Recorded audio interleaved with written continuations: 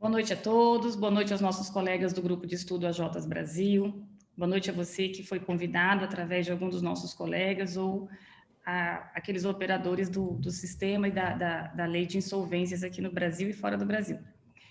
Essa noite nós nos reunimos aqui para tratar dos aspectos fundamentais das análises dos RMAs. O grupo de estudos é composto de vários profissionais de todo o Brasil, e a intenção desse grupo é difundir conhecimento, troca de experiências e as melhores soluções para os processos de recuperação judicial e falência. Na noite de hoje, os 3 participantes são integrantes desse grupo, nossos colegas, né? João Paulo Fortunato, aqui de Cuiabá, ele vai fazer a própria apresentação com muito mais propriedade, mas o João Paulo também, ele atua no mercado financeiro, tem uma vasta experiência em análises financeiras. Doutora Elisa Fazan, a Elisa, o nome dela fala por si só, não é, Elisa? Elisa também, Elisa de São Paulo, não é aqui de Mato Grosso, mas já esteve em projetos aqui no Mato Grosso, autora da obra que trouxe um olhar diferente para análise técnica, né? Alguns chamam de perícia prévia, agora é constatação prévia. A Elisa idealizou um processo diferenciado para analisar os números trazidos inicialmente pelas companhias em recuperação judicial. E para mediar João Paulo Fortunato e a Elisa Fazan, a gente tem a Tatiana Alcaraz, lá de São Paulo também, vizinha da Elisa, nossa colega no grupo de estudos, muito atuante em São Paulo. O espaço é de vocês, fiquem absolutamente à vontade, modelem as suas falas, respondam as perguntas, façam as perguntas. Boa noite a todos e muito bem-vindos. Muito obrigada. Boa noite a todos. Deixa eu ir apresentar a doutora Tatiana Alcatraz. Então, pode me apresentar, então, Tassi. Tatiana também faz parte do nosso grupo, como todos sabem, né? Profissional da área, contadora, administradora já judicial nomeada em uma recuperação judicial em São Paulo. Elabora plano de recuperação judicial, trabalha já há bastante tempo dentro da área, e hoje ela vai fazer o papel de mediadora todo mundo está acostumado com a carinha da Gláucia e com a minha carinha aí questionando todo mundo, indagando, né, fazendo altas interrogações, ponderações, questionamentos, mas hoje é a vez da Tati, nossa querida Tatiana, que hoje vai fazer esse papel belíssimamente, eu tenho certeza que é muito bem preparada, e hoje vai ser dada a palavra a ela, que vai fazer as honras da Casa dos AJs Brasil, né, junto com a nossa queridíssima Elisa e o João. E nós vamos estar aqui como espectadores hoje, né, espectadoras, eu e a doutora Gláucia.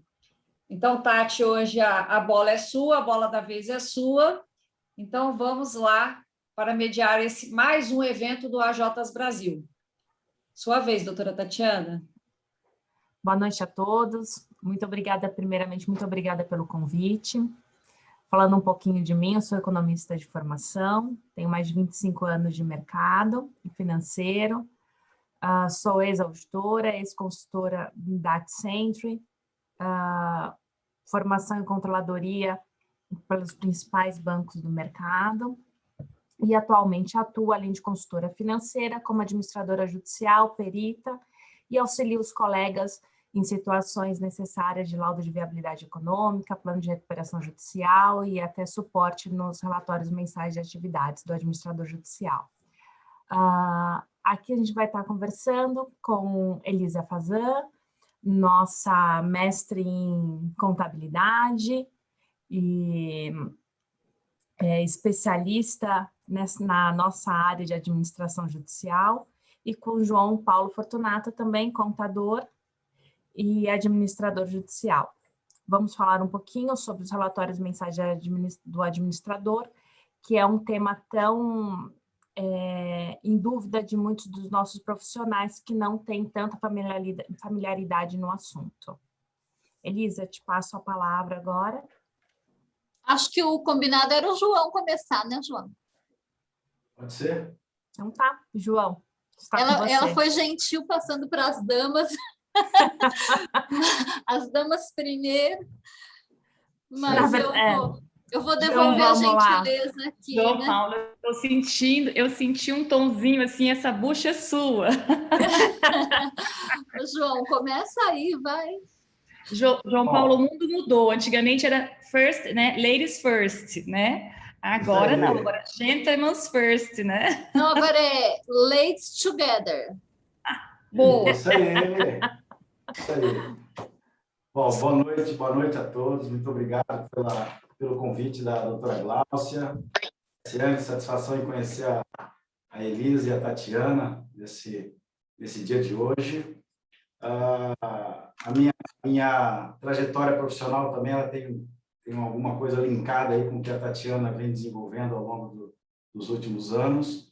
Sou contador de formação, a gente tem as especializações na área de controladoria e finanças, também temos especializações em ativos financeiros, né? Falando um pouco de mercado financeiro puro. E Maria, desce. Uma experiência importante no mercado financeiro. Meu primeiro contato com o tema e a pauta da recuperação judicial se deu em 2009, quando um colega advogado aqui de Mato Grosso nos convidou para que a gente pudesse elaborar um plano de recuperação judicial e com a respectiva elaboração também do laudo econômico de viabilidade, que é peça fundamental aí para o processamento ou não da recuperação judicial. E nós tivemos essa experiência foi muito importante naquele momento, onde a gente teve a satisfação de auxiliar esse advogado daqui do estado de Mato Grosso, e a partir daí a gente começou também a ter um estudo e a aproximar mais da matéria, e começamos a atuar nessa questão. Também o escritório nosso, a gente trabalha com algumas perícias, né? No estado de Mato Grosso, voltado mais para a área financeira e contábil. E também temos algumas administrações judiciais sob nossa responsabilidade. Dentre elas, algumas do setor do agronegócio, processos importantes aqui no estado, outras de menores representatividade, mas com a sua oportunidade também de buscar a recuperação judicial, e é nessa linha, nessa tocada aí que a gente vem desempenhando esse trabalho de maneira muito prática, muito amistosa junto aos recuperandos, onde nós temos claro dentro do escritório o propósito que é de promover junto com os recuperandos, né? E é claro com toda a estrutura de gestão que as empresas têm, está ladeado com esse pessoal. A gente busca sempre aplicar as melhores práticas, né? Acompanhar algumas questões de gestão, para que a gente inicie, né? Inaugure o nosso trabalho enquanto administrador judicial. A gente sabe que a empresa que apresenta dificuldades e precisa se socorrer ao judiciário para utilizar o instrumento da recuperação judicial, ela já vem com a sua vida financeira, vida contábil e um modelo de gestão existente. E o nosso papel, nesse momento, é entender, primeiramente, essa situação toda em relação ao que gerou, principalmente a questão de dificuldade financeira ou eventual insolvência, alguma coisa nesse sentido, mas também entender a estrutura organizacional, a estrutura de gestão efetivas, né, para que a gente possa ser efetivamente um auxiliar do juízo perante esses processos. Então, essa é uma tônica que a gente aplica dentro do nosso escritório, que é manter uma relação muito próxima desses nossos devedores que precisam dessa situação da recuperação judicial. Então, primeiramente, é entender toda a dinâmica da empresa, né? Conhecer os seus principais executivos, entender as atribuições e responsabilidades de cada pessoa dentro dessa organização, saber aonde estão as pessoas que têm alçadas e têm autonomias para a tomada de decisões, também ter uma relação muito forte com o time de controladoria, a área de contabilidade, né, a área financeira também. Isso é importante a gente deixar muito claro quem são as pessoas e representantes dessas organizações, para facilitar o nosso dia a dia, né? Porque inevitavelmente, as empresas já têm o seu modelo de negócio implementado, têm a sua contabilidade, seja interna ou externa, dentro da organização ou fora dela. E nós, enquanto administração judicial, temos a responsabilidade, né, as atribuições de fazer a avaliação e o acompanhamento dessas questões de registros contábeis e tomadas de crédito novos, ou até mesmo reorganizando o seu fluxo de caixa. E aí, com a experiência e com a vivência que a gente tem próximo desses devedores, a gente acaba tendo algumas correções de rota. Até hoje pela manhã eu estava conversando com a doutora Elisa aí, justamente essa situação que nos traz, né, para dentro de uma companhia que até então nós não tínhamos conhecimento dela, e a partir do momento que somos administrador judicial e temos a responsabilidade de estar acompanhando para e passo as suas fases da empresa, a responsabilidade é muito grande. Então, quanto maior informações a gente tiver, quanto a gente conseguir entrar mais no detalhe das informações, né, seja de âmbito financeiro, âmbito de crédito, ou até mesmo a própria contabilidade, vai facilitar o nosso dia a dia e a nossa movimentação para apresentar as informações. E aí, já falando um pouco propriamente do relatório mensal de atividades, levar de maneira transparente informações que tenham relevância, e até mesmo aquelas de menores relevâncias, para que o mercado tome conhecimento, o juízo tome conhecimento, os credores tomem conhecimento, né? E a própria devedora também saiba que as informações ali processadas dentro da companhia, elas estão demonstradas nos processos, né? Então, a gente precisa ter uma cautela muito grande em relação a isso. São informações que, em alguns momentos, né, a gente já vivenciou, entrar com a recuperação judicial, a empresa acaba elaborando os seus balanços, as suas demonstrações de resultados, o seu fluxo de caixa, e muitas vezes até de forma muito rápida, né?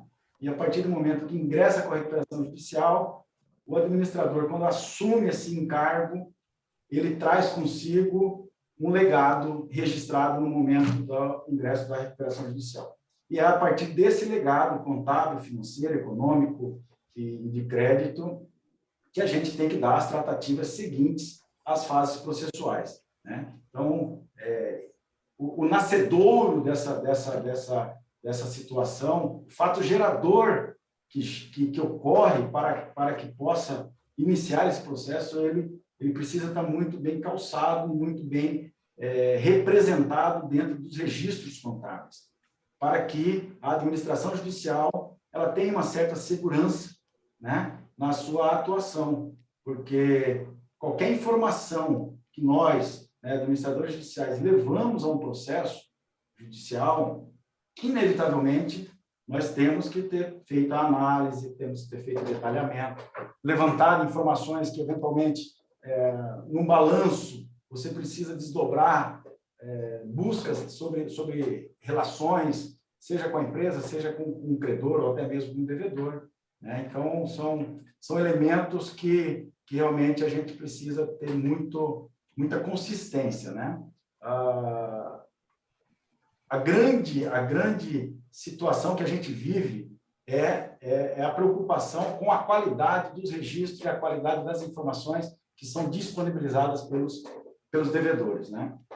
Porque ele vem com a vida dele já sendo tocada, e a partir do momento que ele entra com uma chancela de recuperação judicial, o mercado, inevitavelmente, já olha diferente, mas pela atividade e pela dinâmica do processo judicial de recuperação, nós precisamos, né, enquanto administrador judicial, demonstrar que essa empresa teve uma situação de dificuldade, porém, operacionalmente, ela está atuando, ela está desenvolvendo, ela está buscando as suas melhorias para, quiçá, recuperar essa situação financeira e econômica que no passado sofreu.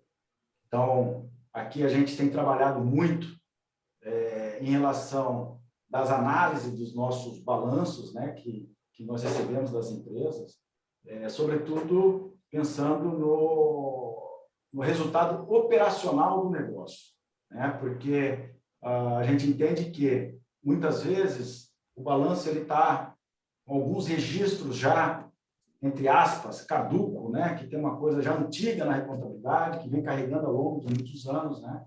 E aí a gente, internamente, nós buscamos segregar o resultado contábil do resultado operacional, para que a gente consiga demonstrar minimamente, né? E a cada RMA que é apresentado, a gente procura aprofundar um pouco mais, minimamente, então, a parte operacional, ou seja, qual que é a capacidade efetiva de geração de caixa dessa companhia, né?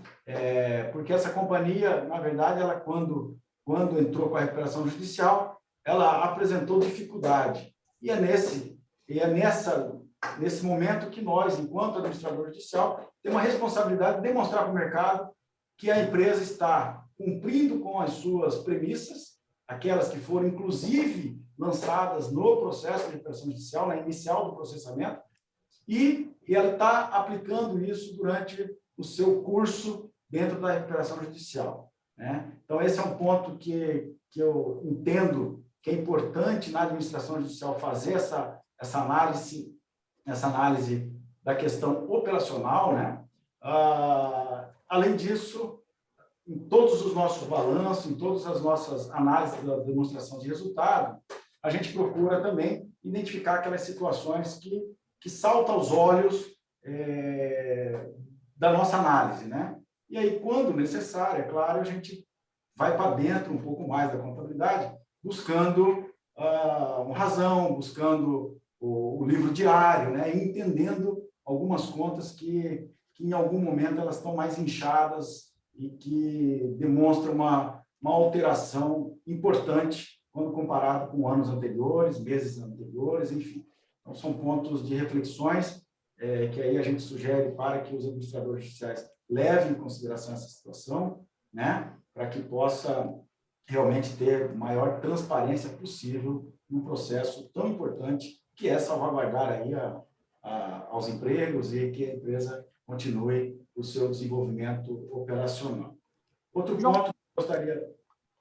Fala, Tati. Eu queria uma opinião sua. Como que você lida nos relatórios, nas informações mensais que você recebe, quando você identifica que o material das informações de caixas, ou as informações gerenciais, elas estão muito diferentes das informações contábeis? Como que você lida com essa situação no dia a dia? Se cada recuperanda você trata de uma maneira, se você tem uma ação mais ativa nessa situação, se você ajuda a recuperanda a regularizar, você só aponta no relatório e não toma nenhuma ação, como que é a sua tratativa aí no seu escritório? Porque aqui a gente tem uma experiência, é normal as empresas familiares, os números contábeis não serem fidedignos, né? Uhum. E com nossa expertise, a hora que a gente bate o olho no material, a gente já consegue identificar isso. A hora que a gente começa a cruzar determinadas informações, principalmente com as informações de caixa, é claro, é transparente que as informações não se conversam. E além das situações de cada mês, o material vem com divergências que você não consegue seguir uma linha de raciocínio. As contas alteram, os contadores alteram no meio do caminho também, ativo não bate com passivo. Como que você lida, né? Como que o seu escritório atua em situações como essas? Boa essa colocação, que realmente a gente depara com algumas situações que enfraquecem um pouco, vamos dizer assim, a questão contábil e financeira da empresa, né? O que a gente procura fazer, primeiramente, é demonstrar para o devedor que ele precisa, sim, né, ter uma responsabilidade de apresentar os documentos que efetivamente estão ocorrendo dentro da empresa, ou seja, os eventos contábeis e financeiros, eles eles têm o registro contábil, né? Então, precisa efetivamente que isso fique claro. Quando nós deparamos com alguma situação, como você comentou, pega um resultado de caixa absurdamente alto, né? A gente pede o razão. Dentro do razão, a gente, é claro, conseguimos identificar aonde está o registro de algum lançamento ou a coleção de lançamentos, né, que geraram isso. E sim, vamos pedir a documentação que originou esses fatos geradores, né? E é claro que, de novo, né, como normalmente as empresas ou têm a contabilidade interna ou têm a contabilidade fora da companhia, precisa isso ficar muito claro, porque nós não vamos chegar... A ideia não é fazer um trabalho de polícia, né? Não é isso. Mas, ao mesmo tempo, a gente precisa ter uma segurança naquilo que nós estamos tratando as informações e levando para o juiz.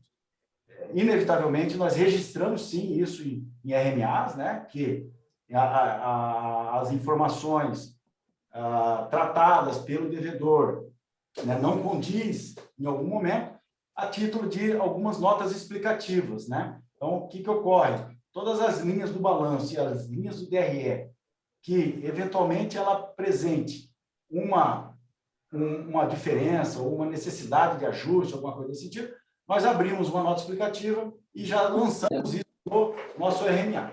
Normalmente, o próprio devedor já passa a sua justificativa através do e-mail, a documentação, o que foi utilizada para fazer aquela base daquele lançamento, e é em cima disso que a gente trata. Se houver reiteradamente essa situação, aí sim a gente precisa tomar uma providência um pouco mais enérgica em relação a essa situação, né? Agora eu passo uma pergunta para a Elisa. Elisa, qual dica você dá para o AJ que não é contador, não tem a expertise não é administrador, não é economista, não é contador? O que você dá de dica para o administrador judicial, advogado, identificar essas distorções? Contrate um contador. Essa é a minha dica, né? A nossa área é uma área multidisciplinar. Então, acho que não dá para o advogado fazer uma análise financeira. Embora eu tenha uma crença aqui, né, que da mesma forma que nós podemos aprender as leis, os advogados também podem aprender minimamente aí sobre números, sobre bases. Agora, as análises, efetivamente, elas devem ser realizadas pelo profissional competente. E essa é uma discussão antiga, que a gente até conversou mais cedo, que muitos contadores, não é, João, fazem curso de direito, enfim, e muitas pessoas da área de direito querem fazer contabilidade. Eu acho que sim, mas, gente, se a gente for estudar absolutamente tudo, né, então você vai vacinar, vai ter que estudar medicina. Eu na verdade, eu falo isso para os juízes de uma maneira bem descontraída e descompromissada, né? Porque os juízes também, às vezes, querem saber disso, daquilo outro. Ok, para isso que tem perito. Então, se todo mundo souber de tudo, não tem emprego para todo mundo, né? Então, que bom que essa área de administração judicial é uma área multidisciplinar. Se o AJ é o advogado, contrate um contador.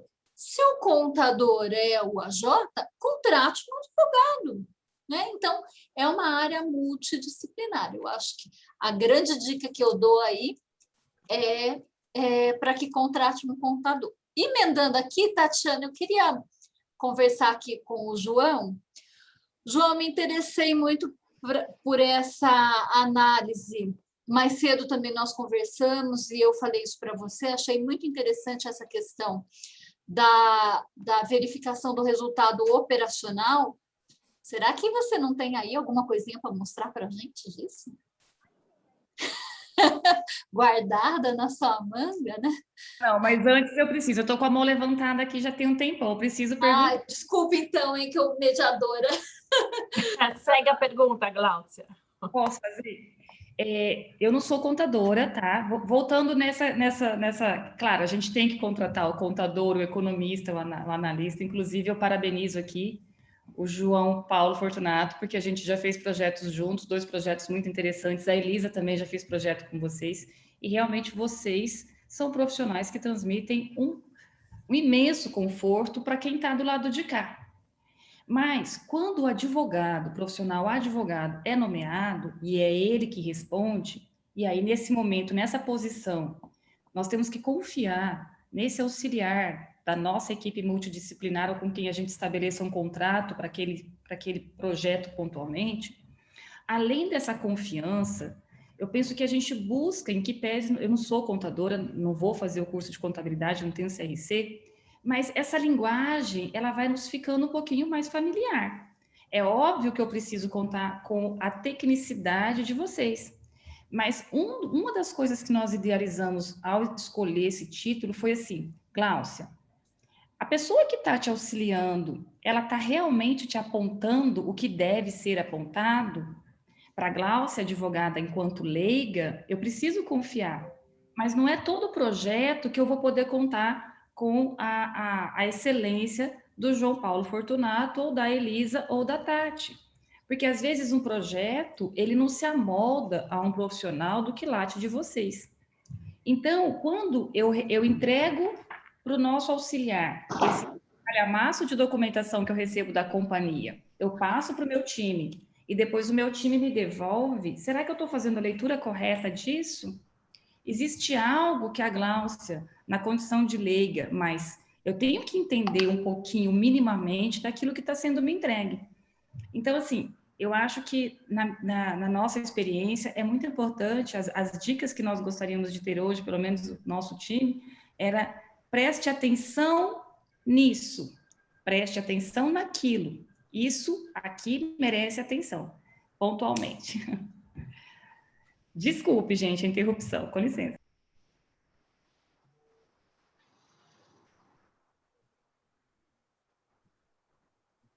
Bom, eu entendo aqui, vou jogar a pergunta para a Elisa e para o João, mas fica aqui a questão que todos nós somos multidisciplinares, minimamente todos nós profissionais devemos ter o conhecimento básico de contabilidade, de administração, para conseguir entender determinadas contas, como contas básicas de disponibilidade, verificar se o saldo que está na conta corrente realmente é o mesmo saldo que está nas informações contábeis. Esse é um exemplo que eu estou aqui e que eu jogo a palavra para o João explorar um pouquinho mais essas linhas estratégicas do balanço que pode chamar a atenção do administrador judicial. Olha, algumas contas, né? A hora que a gente pega para avaliar, realmente são contas importantes dentro da estrutura patrimonial e ativa e passiva da empresa, né? E a gente precisa fazer alguns testes, vamos dizer assim, para validar efetivamente aquele registro, né? Você pega, por exemplo, uma conta de estoque, né? Você pega uma conta de estoque que está carregada, que está com valor absurdamente lançado. Então, a primeira coisa que o administrador tem que fazer, né, ao meu ver, é solicitar um inventário daquele estoque. Será que eu tenho? Porque o que ocorre? Aqueles registros que estão na contabilidade, ele origina de eventos que aconteceram dentro da empresa. Ora, se são eventos que aconteceram dentro da empresa, num exemplo desse de conta estoque, né, a companhia ela precisa ter um controle desse estoque, né? E o essa contadora, ele e aqui a advogada. E a origem disso, então, da conta estoque, ela vem como um relatório auxiliar da contabilidade, que, ao final, é totalizado dentro da contabilidade. Então, quando a gente se depara com uma situação dessa, eu peço imediatamente o relatório de inventário, né? E, João, o estoque é um ótimo exemplo até e prático para profissionais que não são da área, porque quando eles vão visitar a empresa, automaticamente eles visitam o estoque da empresa. E nas fotos dos registros dessa visita, muitas vezes as fotos do estoque não refletem com as informações que estão no contábil. Então, é uma análise, é uma linha muito importante de olhar, que o João está destacando, que pode chamar a atenção do administrador, né? Não tenha dúvida. Tem situações, né? Aquelas empresas menores que não têm uma organização interna mais precisa, já deparamos com notas fiscais, tá certo? Em nome do sócio. E essa nota fiscal compõe dentro, está representada dentro de um estoque e que, na verdade, ele está confundindo as entidades, né? Dentro da contabilidade, nós temos o conceito da entidade. Então, a entidade e empresa CNPJ X tem lançamentos da pessoa física Tatiana. Ora, isso começa a gerar uma confusão contábil e de controle. Então, é uma conta que, como você bem disse, é uma conta tranquila de simplificar, porque o estoque ele é visível, né? Ele é materializado. Então, você consegue rapidamente enxergar isso, né? Uma outra conta que a gente também depara e precisa ser levada em consideração são provisões. São provisões. São provisões para garantir uma segurança lá na frente de algum evento que pode dar default ou parte disso, né? Agora, essa provisão ela foi lançada na contabilidade com base em qual evento, né? Nós estávamos comentando, antes da gente iniciar esse nosso bate-papo, acerca dos créditos ilíquidos, né, da trabalhista. Ora, se o crédito é ilícito, dentro da empresa, se ela tem minimamente já uma ideia de quanto vai perder nessa ação trabalhista, ela precisa fazer uma provisão, né? Mas e a calibragem dessa provisão? Tem um parecer jurídico embasando para dar sustentação a esse lançamento? Então, são alguns pontos que você precisa entrar um pouco mais para dentro dos registros e cobrar sempre documentos que vão dar sustentação a esses lançamentos. Eu até gostaria, se possível, a Elisa fazer uma contribuição nesse ponto, porque realmente a gente vive algumas questões que nos deixam com algumas preocupações, né, Elisa?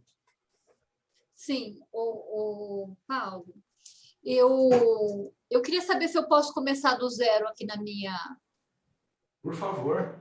No meu raciocínio, que eu sou, como toda boa contadora, né, ou ruim, eu sou um pouco sistemática, assim, para encaixar tudo, cada um no seu lugar. Então, eu quero fazer algumas considerações primeiro sobre RMA e sobre as expectativas que a Gláucia colocou para a gente, né, nesse convite. Então, quero abrir a minha fala aqui agradecendo o convite para esse bate-papo de hoje. E quero deixar todos os colegas que estão aqui conectados bem à vontade para abrirem seus microfones e perguntarem de um jeito bem livre, porque acho que o objetivo aqui é mesmo um bate-papo e uma contribuição. E principalmente você, né, João, que é meu companheiro aqui hoje, a nossa mediadora, a Tatiana, que façam aí as considerações que entenderem, né? Nós, contadores, a gente está muito acostumado a seguirmos padrões, regras e normas, então, toda a nossa atividade contábil, né? E eu vou separar aqui um pouco a atividade contábil da atividade do administrador judicial, e depois eu vou juntar tudo isso, né? Porque toda a atividade contábil ela está muito cercada de padrões, de normas, de regras, nós somos sempre regulados, cada item de uma demonstração financeira ela tem uma regra própria para ser mensurada e divulgada, né? Então, quando o administrador judicial, e por isso que eu fiz essa pergunta, essa brincadeira mais cedo com a Tatiana, que a dica para o advogado é contratar um contador. Não tem como o advogado estudar isso, assim como nós também não temos como estudar todas essas leis. Eu posso entender muito da lei de falências, mas tem coisas aqui no meu escritório que eu preciso do meu advogado, que ele me ensine o que é, como que isso está no Código Civil, no CPC, na jurisprudência e assim por diante. E assim, a mensuração de caixa obedece a uma regra, a mensuração de contas a receber outra regra, estoque outra regra, e assim por diante, e ativo intangível, imobilizado, e assim por diante. Então, esse é o primeiro ponto, né? O primeiro ponto é que nós, agora eu vou tentar organizar aqui as ideias misturadas, tá, João? Nós, administradores judiciais,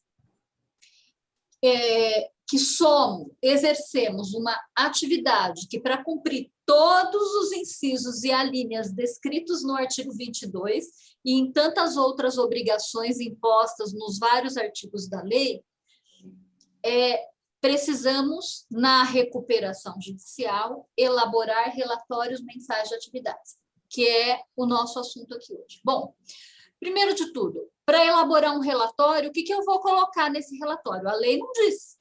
A lei foi lá e disse assim, administrador judicial, mensalmente você vai juntar aos autos um relatório mensal de atividades. E o que é isso? Então, tem razão a Tatiana, no estudo dela, que ela falava mais cedo, que ela olhou um monte de relatório e cada um fazia de um jeito, óbvio, porque não tinha padrão. Então, nem todos os tribunais têm um padrão para esse relatório. E o ano passado, o doutor Paulo fez um trabalho muito bem feito aqui em São Paulo, foi uma iniciativa dele, doutor Paulo Furtado. No meio da pandemia, ele criou várias comissões de AJs que trabalham aqui na capital, e tem AJs também que tem casos aqui na capital e em vários lugares do Brasil, grandes escritórios. E iniciou aí um debate sobre várias coisas e para padronizar várias questões, assim como o CNJ também fez. Então, tem uma equipe que foi constituída para elaborar aí um padrão para os relatórios mensais de atividades, e é o comunicado 786/2020 e o 876/2020 da Corregedoria Geral do Tribunal de Justiça de São Paulo. Bom, então, nós que trabalhamos no Estado de São Paulo, e cada juiz corregedor da sua vara, nesse comunicado, ficou aí muito à vontade para adotar ou não esse padrão. Então, aqui em São Paulo é 876/2020 e 786/2020. São dois comunicados que estabelecem padrões para muita coisa, tá? Para edital, para um monte de coisa que a gente, termo de compromisso, formulário para incidente de habilitação e impugnação de crédito. E, a meu ver, e eu estou exercendo aqui um julgamento pessoal, né, porque o contador pode fazer isso, a meu ver, está muito bem feito, né, com algumas correções aí que eu faria, em que alguns índices ficaram, por exemplo, o índice de liquidez ficou na parte de resultado, eu acho que está errado tecnicamente, tá? Mas acho que ficou muito bom os padrões, e então eu quero dizer o seguinte, padrão é muito importante, Glaucia, e aí agora, se você puder abrir sua câmera, eu até queria discutir isso com você, com a Tassiane e com todos os demais, né? Padrão, estabelecer padrões é extremamente importante para que as pessoas que não são daquela área do conhecimento aprendam a ler a informação.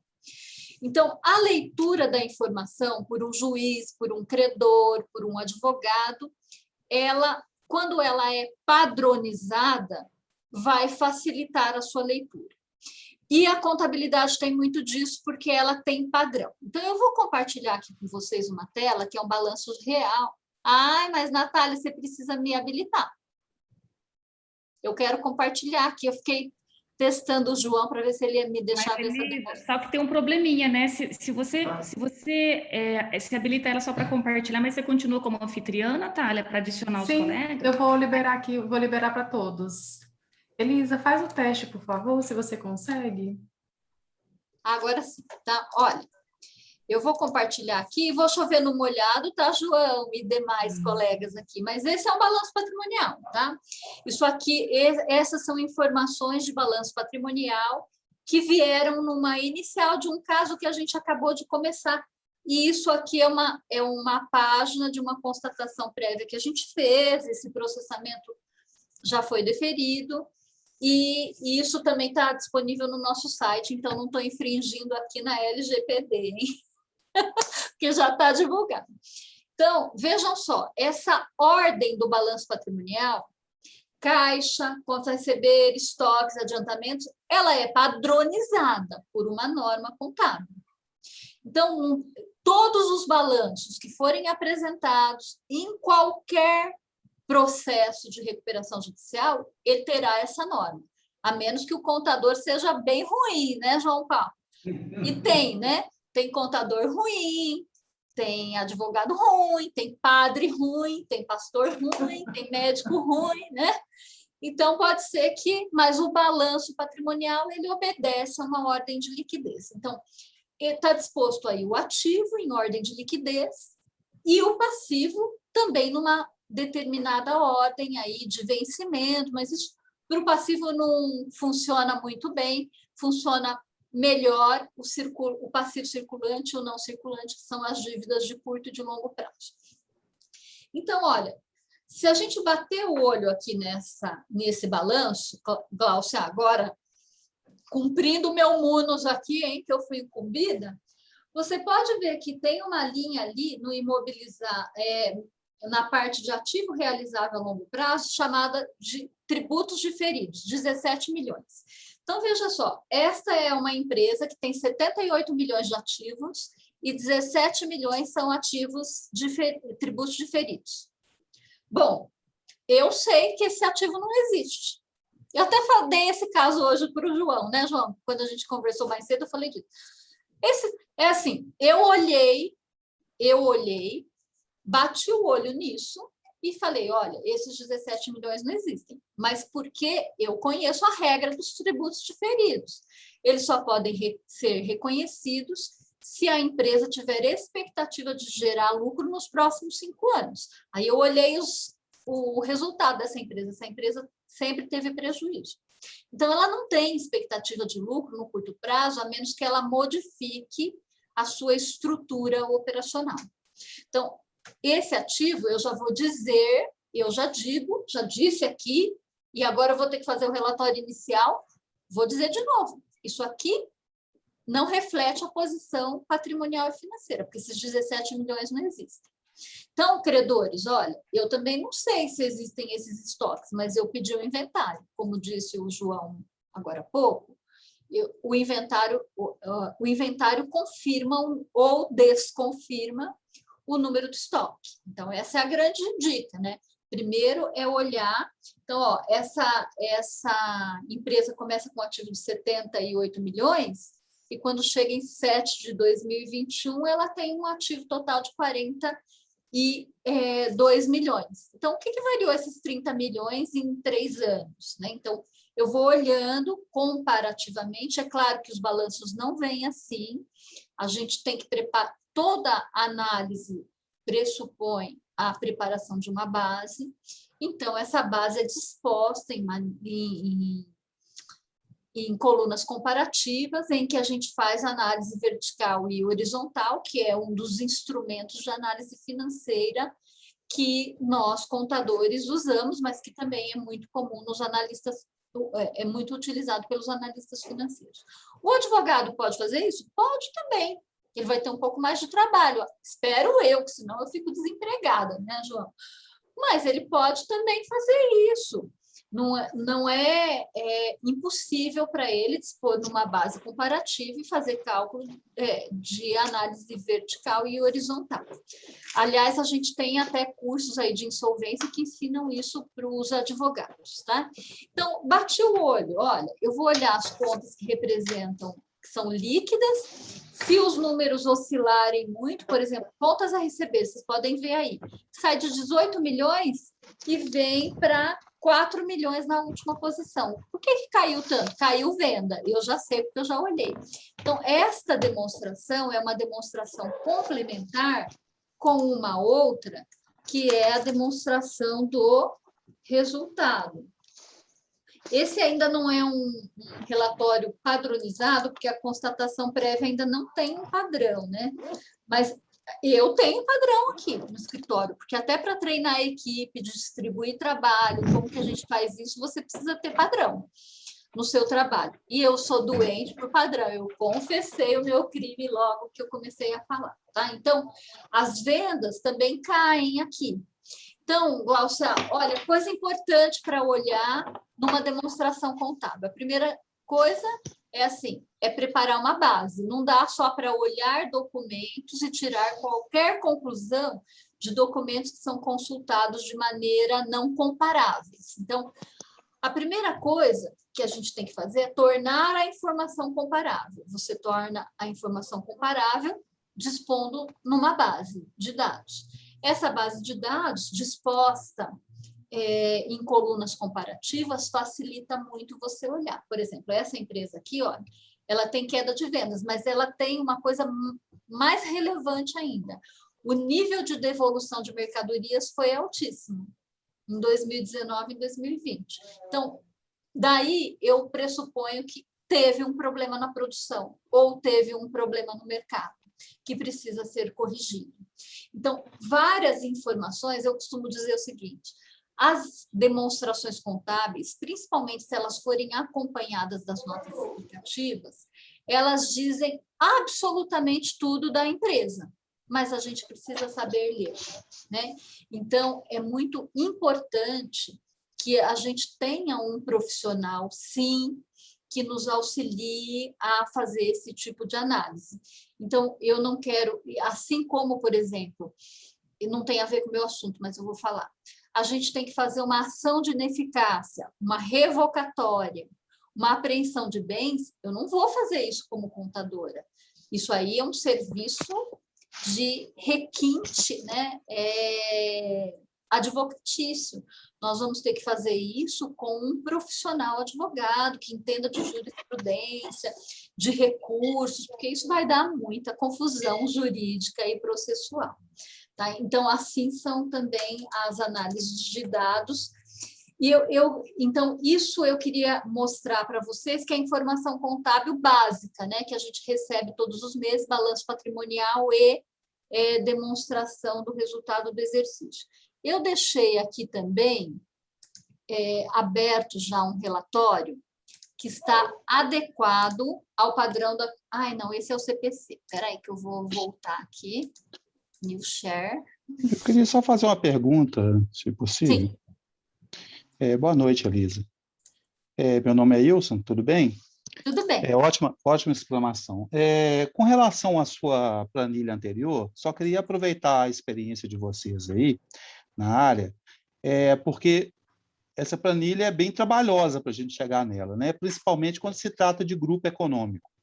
Sim, eu vou mostrar um grupo econômico aqui agora, tá? Então, mas minha pergunta era o seguinte, na experiência de vocês, quando é o grupo econômico e a gente recebe diversos balanços, vocês mesmos consolidam ou vocês pedem a própria recuperanda para te mandar isso consolidado? Como que vocês lidam com isso? Bom, aqui no meu escritório depende. João, depois você pode falar também, tá? São duas empresas pequenas e eles não têm estrutura para consolidar, porque, na verdade, a gente chama de balanço combinado, né? Exato. A gente pede as operações entre as companhias e a gente exclui aqui, demonstra isso no RMA, porque não tem uma controladoria e a gente já tem expertise para fazer isso. Mas se é um grupo econômico de fato e de direito, que tem um controlador, tem um presidente, ele já tem uma estrutura que faz isso, porque o próprio dono já enxerga a empresa dessa forma. Então, a gente confere o trabalho de consolidação deles apenas para a gente ter uma certa confiabilidade na informação que eles passam. Mas eu vou mostrar aqui para vocês, a gente tem um grupo econômico aqui com 40 empresas, como que a gente faz, tá? Ok, João, obrigado. João, você quer falar? Não, acho que é perfeito. O conceito de grupo econômico é exatamente isso, né? A dificuldade é nas empresas menores, né? Agora, você pega algumas companhias que têm as regras do que seria grupo econômico, né? Então... Não, mas a minha pergunta, na verdade, desculpa te interromper, é mais essa questão da preocupação do momento que você vai... dos balanços, né? Exato, e aí tem aquela particularidade que tem as eliminações que tem que ser feitas, né? Em relação às operações entre as empresas e depender da participação de cada uma, né? Dentro do grupo, né? Então, nesse sentido que eu digo, né? Essa dificuldade que muitas das vezes a gente se depara. Eu queria saber da experiência de vocês, por isso da minha indagação aí de se vocês solicitam a empresa. É claro que essas empresas com menos estrutura às vezes não sabem nem o que é eliminação, muitas das vezes, né? Mas sendo um grupo grande, como vai vir um exemplo aí, é nesse sentido que eu gostaria de saber como que vocês lidam com isso. Então, olha... Wilson. Wilson, desculpe, tá? É porque quando eu compartilho aqui, some umas coisinhas da minha tela. Tranquilo. Então, é o seguinte, ó, esse aqui é um grupo que a gente trabalha aqui, não é o relatório desse mês, até porque eu não quero enviesar nenhuma análise que já não tenha sido disponibilizada para os usuários, mas olha, a gente tem um grupo aqui de empresas recuperandas, que tem atividades descontinuadas, atividades continuadas, tem outras atividades que não a atividade econômica principal, então a gente também separou. Os balanços individuais a gente coloca de cada uma para que o credor também saiba a situação individual de cada uma. E a gente vai aqui fazendo...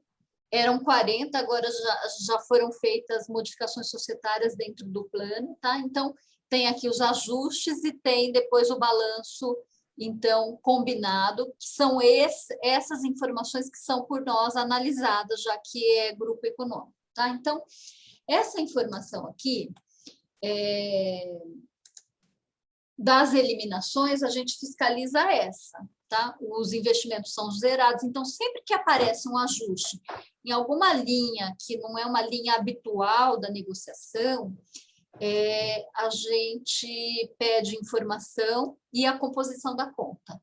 Então, fica mais fácil, que é o que eu estou sempre falando aqui. Se você montar uma base, a base fica mais fácil para você analisar. Então, como a gente tem essa base mês a mês, qualquer variação significativa no balanço individual a gente aponta, até porque eu vou mostrar para vocês, eu comecei do fim para o começo, mas eu vou mostrar para vocês depois a ordem lógica, que já obedece ao padrão estabelecido pelo comunicado aqui do Tribunal de Justiça de São Paulo. E aí, você poderia repetir para mim, por favor, qual que é o comunicado 786 de 2020 e o outro é o 876 de 2020. 876. São dois comunicados que estabelecem padrões aqui. Fica a cargo do juiz corregedor, mas os nossos aqui, até no interior, a gente sempre que trabalha no interior, a gente fala, olha, doutor, tem esse padrão da corregedoria, mas é o senhor que decide, o senhor quer usar? Claro, absolutamente. Então, por quê? Porque informação padronizada facilita a leitura. Então, por exemplo, eu estou atendendo tecnicamente a um juiz, eu vou lá e explico para ele o que é essa informação. No mês seguinte, é na mesma posição, no mesmo jeito, no mesmo capítulo, ele já sabe ler a informação. E só para dizer uma coisa para vocês, bem sistemática, assim, de contador mesmo, né? E eu sei que já está acabando o meu tempo, Tatiana, mas eu vou fazer bem rápido aqui, né? Estou indo para os minutos finais. Todo o sistema do mercado de capitais mundial está estabelecido em cima de padrões, né? Desde 1970 se tentavam fazer demonstrações padronizadas ao redor do mundo. E a partir de 2005 se conseguiu isso. Tanto que a lei 6.404 brasileira foi mudada em 2007 e que deu um tempo para as companhias se adaptarem. E desde 2010 o Brasil está completamente aderente aos padrões internacionais. Então, todas as linhas de um balanço no Brasil, na Índia, na China ou na França são as mesmas, que, considerando as diferenças regionais, obedecem aí aos mesmos princípios de mensuração e quantificação. Então, isso é muito importante. E eu acho que esse princípio está muito presente aí na prática da insolvência, principalmente aqui em São Paulo, porque houve efetivamente uma discussão bem grande sobre isso. Então, eu quero mostrar para vocês aí, e depois a gente entra, todo relatório tem sempre uma petição de juntada, assinado sempre por contadores e advogados. Aqui no nosso escritório é sempre assim, né? Aí eu quero entrar aqui, porque este padrão aqui já foi do meu escritório, eu sempre tive um padrão aqui. Os meus relatórios sempre tiveram 7 capítulos, cada capítulo tinha um conceito e um tipo de informação. Tanto que para nós aqui, esses comunicados, acho que saíram todos no final do mês de agosto, foram publicados em setembro, em outubro todos os meus relatórios já estavam adaptados a esse padrão, porque já era o que a gente fazia, a gente só mudou umas coisas de lugar aqui. Então, no capítulo 1, o administrador judicial aqui em São Paulo, né, deve relatar todos os eventos relevantes, identificar os eventos processuais, os principais eventos que ocorreram aí no mês, esse relatório é de abril, mas eu já tenho o resultado de agosto, é que como eu protocolei hoje, isso ficou pouco no meu site, melhor eu mostrar um antigo, porque agora que os credores estão vendo esse, né, a partir de hoje. Prática de atos do artigo 64, viu, Tassiane? A gente falava mais cedo disso, eu vou mostrar para você como é que a gente faz, e aí tem as providências. E o que a Recuperanda está fazendo para enfrentar a crise? Principalmente na pandemia, né? Então, a gente também faz. Então, visão geral do grupo, histórico de atividades, quantas empresas são, quantas filiais tem, a gente traz todo esse tipo de informação mês a mês. Sedes e filiais, principais clientes e fornecedores. Então, algumas informações podem ser confidenciais, e aí a gente diz, olha, a Recuperanda não autorizou a divulgação dos principais clientes, porque isso é uma estratégia dela. E eu acho que ela está certa, isso não tem dado problema aqui para a gente, tá? Principais dificuldades que ela enfrenta, qual que é o estudo do mercado, que mercado que é esse que essa empresa atua, né? Qual que é a posição? Todos os meses a gente colhe essas informações das micro, pequenas, médias e grandes empresas que a gente tem aqui em recuperação judicial. É o mesmo padrão. É o mesmo padrão. E aí a gente acaba nivelando por cima, porque a pequena, ela também vai ter que fornecer informação e a gente vai consertando isso ao longo do tempo, faz parte da reestruturação dela. Análise da demonstração de informações financeiras e operacionais, né, principais contas do balanço, contas a receber, contas a pagar, estoques imobilizado e intangível, investimentos e movimentação de colaboradores.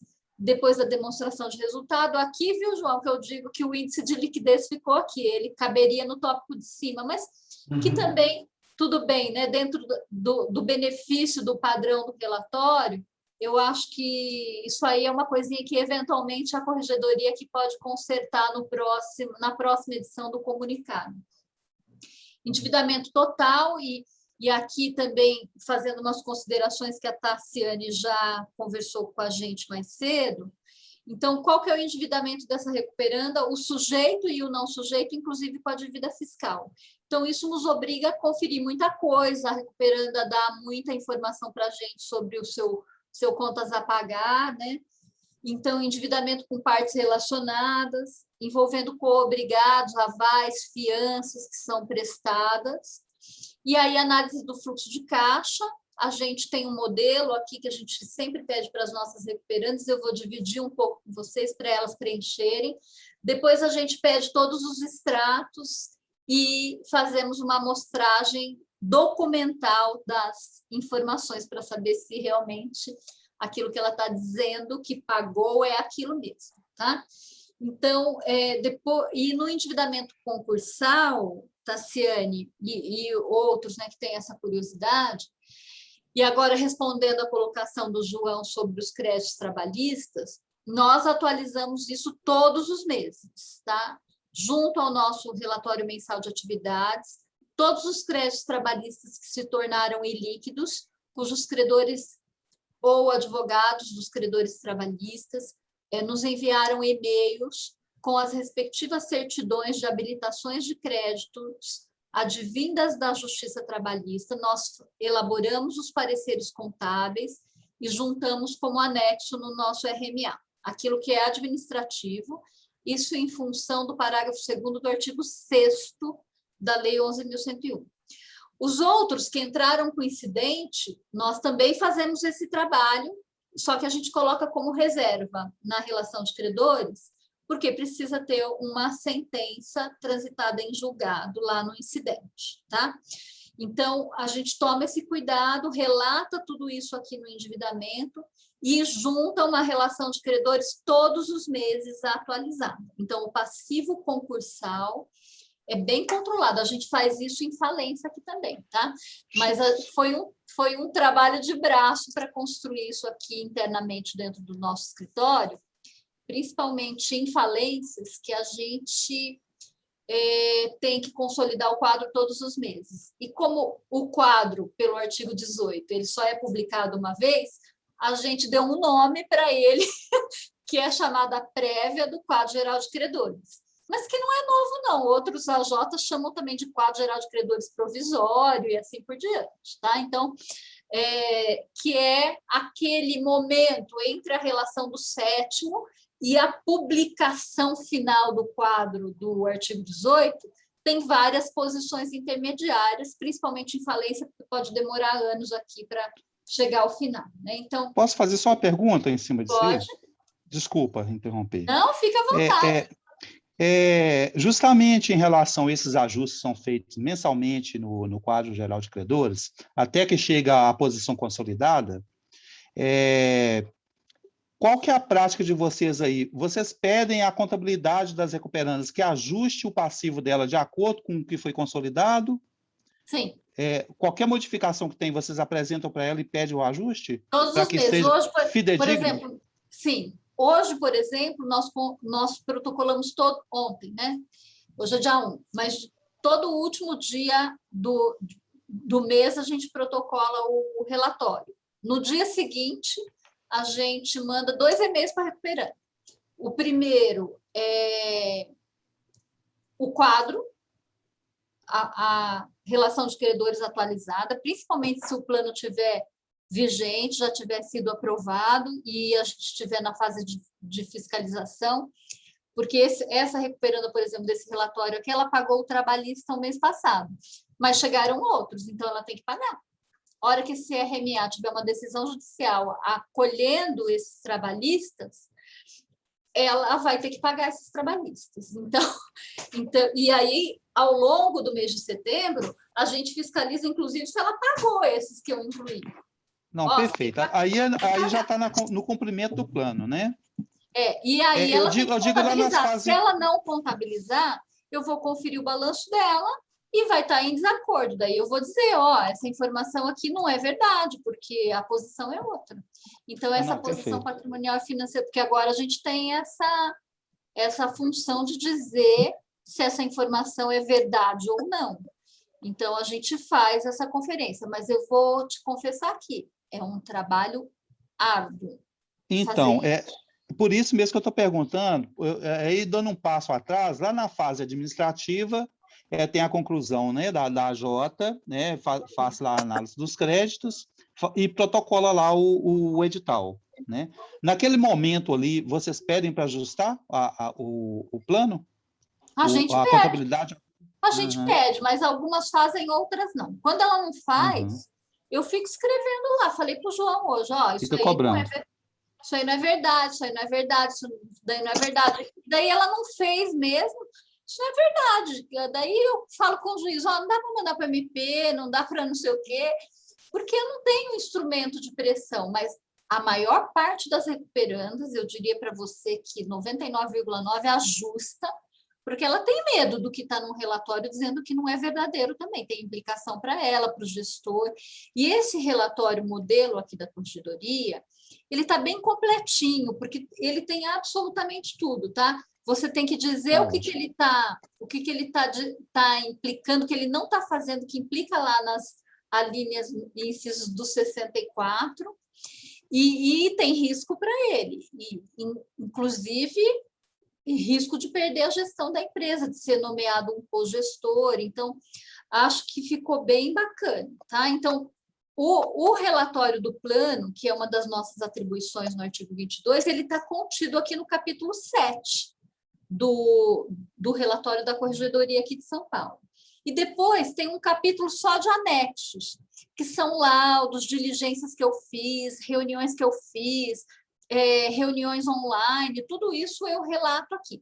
Então, para não me demorar mais, porque o meu tempo já venceu, eu vou passar rapidamente, que eu quero mostrar alguns pontos relevantes aqui dessas análises que nós fazemos no RMA. Tá? Então, eventos relevantes é uma narrativa que a gente faz aqui, tudo como que está estruturado esse relatório, né? As questões processuais mais relevantes, a gente também procura usar muita forma gráfica, tabelas, gráficos e figuras, porque já é um relatório bem grande esse é um grupo que dá bastante trabalho para nós.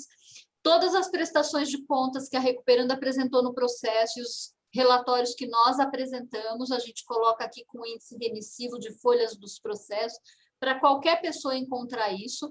Essa empresa aqui, gente, ela é muito olhada pela mídia. Os nossos relatórios já foram parar umas 5 vezes no UOL, tá? Então, a gente toma bastante cuidado, porque no dia seguinte pode ter informação no UOL. Aí a gente relata aqui tudo o que aconteceu no mês, providências da gestão, como eu falei, olha. Então, aqui, por exemplo, a gente fez 14 visitas nesse mês. A gente diz tudo que a gente fez, onde a gente foi, onde a gente fiscalizou, práticas adotadas, né, pela Recuperando para enfrentar a crise, aí, histórico das atividades, situações das unidades comerciais, estrutura de propriedade, se teve mudança, a gente coloca, todas as sedes e filiais que estão formalmente abertas e aquelas que estão funcionando. Então, tudo isso é dentro do padrão da Corregedoria aqui de São Paulo e adequado aí à atividade da empresa. Esse é um grupo grande, né? Principais clientes e fornecedores, indicativos de mercados. Aí é uma empresa automobilística, então a gente também coloca aqui os emplacamentos para os credores saberem, né? Todas as dificuldades que a empresa enfrenta, informações financeiras. Gente, tudo isso está nos processos e no meu site aqui, tá? Então, é informação bem pública. Informações financeiras, então, aí a gente faz análise das principais informações do balanço patrimonial, ativo, passivo, qual que é o impacto do resultado no patrimônio líquido. E aí, Wilson, esse é o balanço combinado do grupo, tá? Sempre a gente constrói uma base, a base comparativa, ela é... E assim, de onde que eu tirei tudo isso? Da minha cabeça? Não, isso é técnica de análise, técnica contábil, isso tudo está nas normas de contabilidade, então a gente usa todo esse conjunto de conceitos para elaborar também a informação, a base de dados, tá? Não foi da minha cabeça, tudo aqui é técnico, tá? Então, perfeito. Quando você pega, por exemplo, a linha de estoques aqui, você consegue saber a evolução dela no tempo. Quando você pega uma linha de passivo circulante, você pode ver aí o impacto lá em 2018, quando ela não estava em RJ, qual que era o total do passivo e qual que é o total do passivo renegociado hoje. Tá? Então, ela reconheceu, a gente também fiscaliza isso. evolução das principais contas, usamos muito os gráficos, como eu já tinha trazido aqui para você, essa questão dos balanços individuais, até chegar nos ajustes. Agora, respondendo aí a minha amiga Glaucia, né? É muito importante usar dessas técnicas para poder analisar. Seja uma empresa pequena, média, ou grande, ou micro, né? Eu vou mostrar aqui que eu também tenho micro, tá? Aí aqui tem análise dos direitos, dos estoques e assim por diante. Aqui, olha, por exemplo, isso aqui estava na decisão judicial. Tinha um ativo da empresa como sócio. Tem uma decisão judicial dizendo que era para o sócio devolver. Ele fez uma confissão de dívida, apresentou uma proposta nos autos. Ele está controlando. Então, a gente controla também as parcelas que ele vem pagando para a empresa, checa a entrada disso. Então, minimizando aí ruídos que já são bem grandes nessa recuperação judicial, tá? Tem muita dificuldade com o plano, enfim, né? A gente tem relação de ativo que foi aprovado para ser vendido, então a gente também controla mês a mês, faz o controle de imobilizado, mas olha, dentro dos itens que a corregedoria abriu para a gente analisar. Só que esse é um grupo grande, então tem bastante situações. Colaboradores também, desde o início da RJ, né? Então a informação gráfica ela fica muito transparente para o credor, a gente usa isso. A gente tem aqui demonstração de resultado, também a gente compara qual que é o resultado mês a mês. Aqui também, Wilson, olha, são várias empresas, quais são aquelas que estão dando lucro, quais são as que estão dando prejuízo nos resultados individuais, e a gente também monitora aqui quais foram os ajustes por consolidação, tá? E claro, não é simples fazer para o advogado, por isso que eu fiz essa colocação mais cedo aí para a Tatiana, tá? Que realmente o contador é uma pessoa necessária aí para dar conta dessas análises financeiras. As análises gráficas são muito importantes. Como eu já falei, no resultado, olhar a receita bruta, olhar a devolução, né? Olhar o custo da venda é muito importante para fazer isso tudo.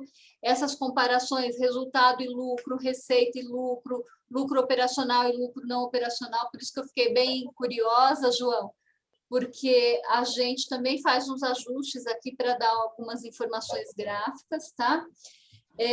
Aí aqui eu queria falar para vocês o seguinte, ó, endividamento total. Então, isso aqui, a gente, além de fazer essa análise de quanto esse endividamento está comprometendo de ativos, e a gente faz uma análise aqui do endividamento sujeito à recuperação judicial. Então, eu quero chamar a atenção aqui de vocês, que é o seguinte, essa empresa aqui, quando nós começamos a recuperação judicial, ela tinha centenas, né, de credores trabalhistas, e ela tinha 1.800 ações trabalhistas ilíquidas, que a gente já fez aí mais de 1.200 pareceres nessa recuperação judicial.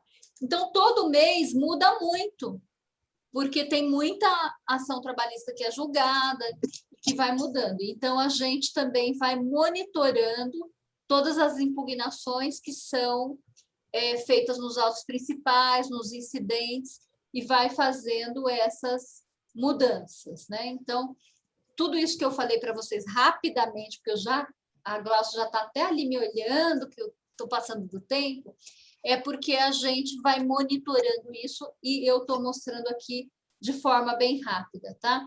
Então, a gente também demonstra como que essas prévias dos quadros gerais de credores, elas vão se modificando. Gente... Deus. Preciso do mouse, filho. E é um trabalho, olha, aqui tem todas as mudanças mês a mês, desde quando nós apresentamos a relação do sétimo. Então, a gente consegue monitorar exatamente qual que foi a mudança em termos financeiros e em termos quantitativos de credores. Mas, como eu falei, é uma organização aqui que a gente tem que ter para monitorar uma quantidade muito grande de credores mês a mês, tá? Então, eu resolvi mostrar esse, que é de um grupo grande, né, que a gente está aqui, e aí como é que a gente começa os trabalhos todos, que eu acho bem bacana falar isso. Aqui tem as condições do plano, esse mês é um plano, um plano já que a gente está monitorando, né?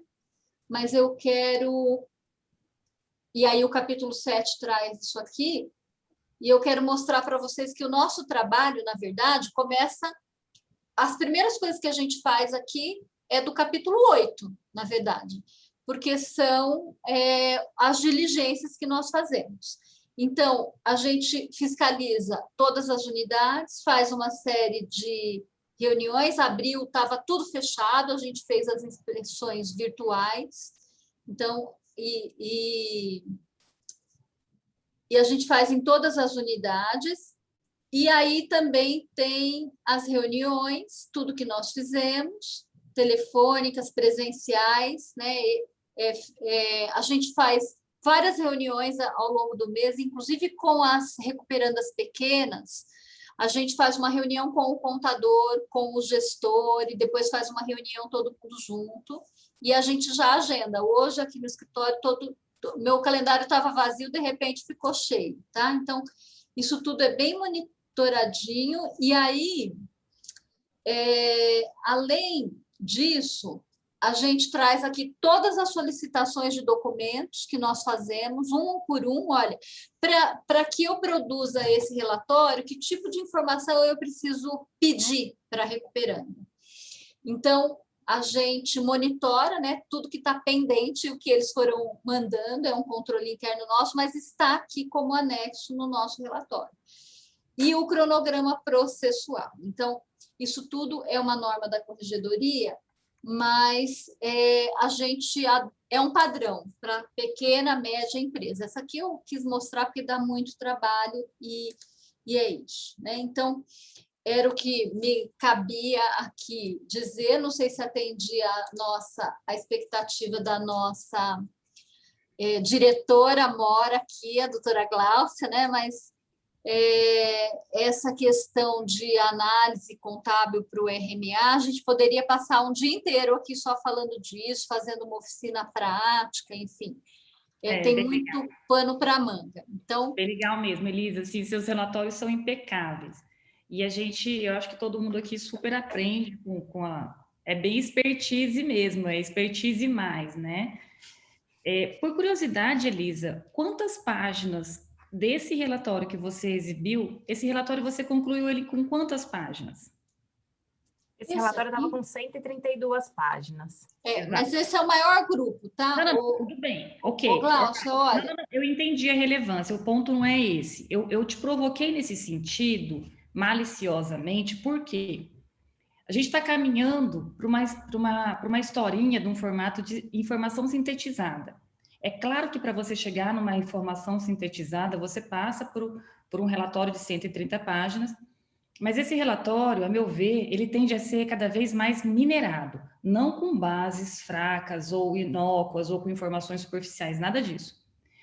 Foi-me solicitado, em conversa com alguns magistrados, o nosso não tem 130 páginas, não chega nessa expertise toda, e eu trabalho muito com o nosso auxiliar, infelizmente ele não está aqui presente, o Thiago Zuffa, agora lá de Rondonópolis, né, que está começando também nessa atividade, mas assim, é um João Paulo Fortunato, só que a versão rondonopolitana, não é a cuiabana. E a gente tem feito o seguinte, a gente tem trabalhado nesse volume, nesse conteúdo, rechaçado de detalhes, e estamos tentando minerar cada vez mais isso para uma linguagem mais palatável para a leitura do magistrado e de sua assessoria. Por que você pensou nisso, Glaucia? Você estava dormindo, acordou, teve essa ideia e quis ser legal? Não, não foi isso. Não foi isso. A historinha foi a transformação dessas tabelas nesses números, a parte ilustrativa, ok, porque o que é gráfico, o que é ilustrativo, grita aos olhos, né? E ele tem uma fonte, essa fonte tem que ser uma fonte bem trabalhada, bem interpretada. Mas a demanda que veio para o nosso time foi o seguinte: o relatório de vocês é muito bonito, só que eu demoro muito para entender. Existe uma forma de você dar uma minerada nisso, por favor, Gláucia, e destacar o que o magistrado e todo o universo de credores tem que se atentar? Porque, veja bem, na condição de administradora judicial, Elisa, Tati, João, eu, Gláucia, nunca me coloquei na posição de, assim, a gente notifica o credor, o devedor, né? O João Paulo sabe disso, eu mando as notificações mensais de tudo aquilo que o nosso auxiliar fala assim, ó, Gláucia, isso aqui não para em pé, isso aqui não para em pé, esse número veio do mês passado já defeituoso, aumentou o defeito dele esse mês, porque cavou um buraco mais profundo ainda, e dificilmente, pelas normas contábeis, isso aqui está destoando por completo, o número A não casa com o outro, que não casa com o outro, ele me mostra tudo isso e a gente notifica a companhia, dando um prazo para a companhia se explicar. Obviamente que essa explicação vai variar da criatividade deles, ou vai ser um fato real que pode ter acontecido um caso, ou vai chamar a atenção deles, ó, vamos corrigir isso aqui, vamos resolver.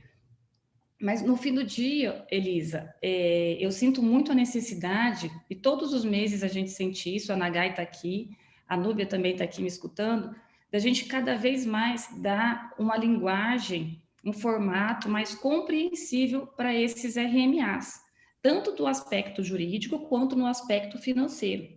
Porque, assim como tem um grande credor com um time capacitadíssimo para ler esse RMA e entender o que eu estou querendo dizer, eu tenho também um médio credor, eu tenho também um pequeno credor, que deve ter acesso a isso, entendeu? Eu acho que isso é democratizar a análise, entende? Não é uma tarefa muito simples, aliás, de simples ela não tem quase nada, mas eu percebi que essa tentativa nossa de tentar simplificar, da maior clareza, tananã, é muito difícil, porque ele demanda de muitos documentos e análise de muitos documentos que vão anexados a ele também. Mas isso me foi pedido já expressamente, talvez até tenha sido uma... Eu não vou nem falar que isso é uma desqualificação do nosso trabalho, porque são magistrados que têm essa, né, mais do que essa liberdade, mas depois que a gente entrou nessa pegada, nesse exercício, eu também comecei a olhar um pouco pelo lado do credor e pelo lado do magistrado e da sua assessoria nesse sentido. Era isso que eu queria comentar. Parabéns, Elisa, pela exposição, Glaucia pela exposição.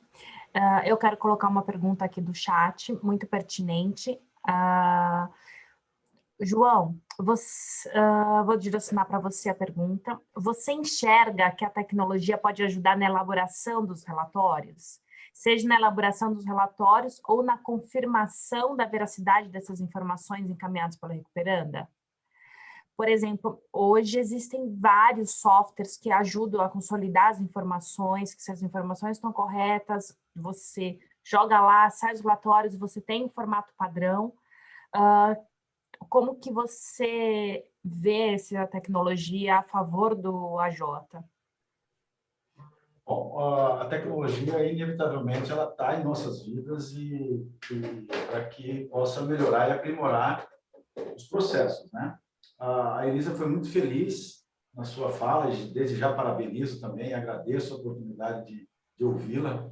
A contabilidade, ela tem padrões, né? Quando a Elisa comentou da IFRS, que é as normas internacionais da contabilidade, instituída lá em 2010, no Brasil, ela traz esses padrões, né? Então, a tecnologia, ela pode sim vir a atender esses padrões já pré-definidos com base na estrutura dos planos de contas das empresas, né? Então, eu acredito que realmente tem, sim, um viés aí para aprimorar essas questões e facilitar a vida dos contadores, enfim, né?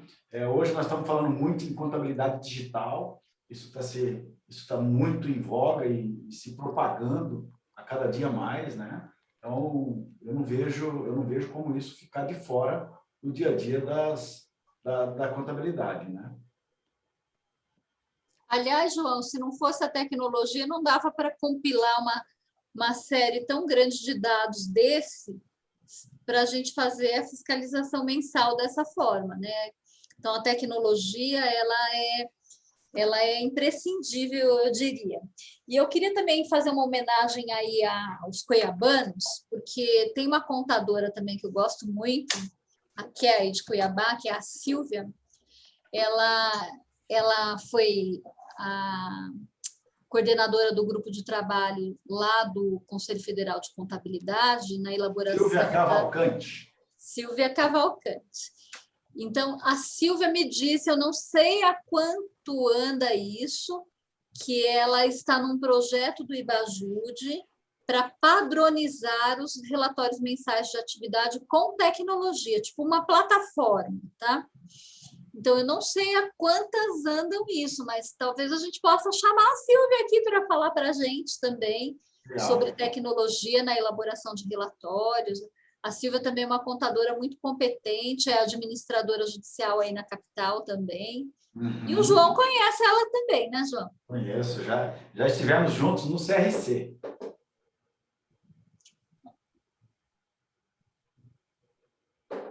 Né? Só fera essa noite aqui, hein, gente? Só fera. Mas esse RMA de vocês me deixa com gelo na barriga. Deve ter mais algum colega que se sentiu como eu hoje aqui. Temos mais uma pergunta no chat aqui, sobre as recuperações judiciais pequenas. Eles gostariam de saber se as pequeníssimas recuperações judiciais você consegue fazer RMA nesse padrão.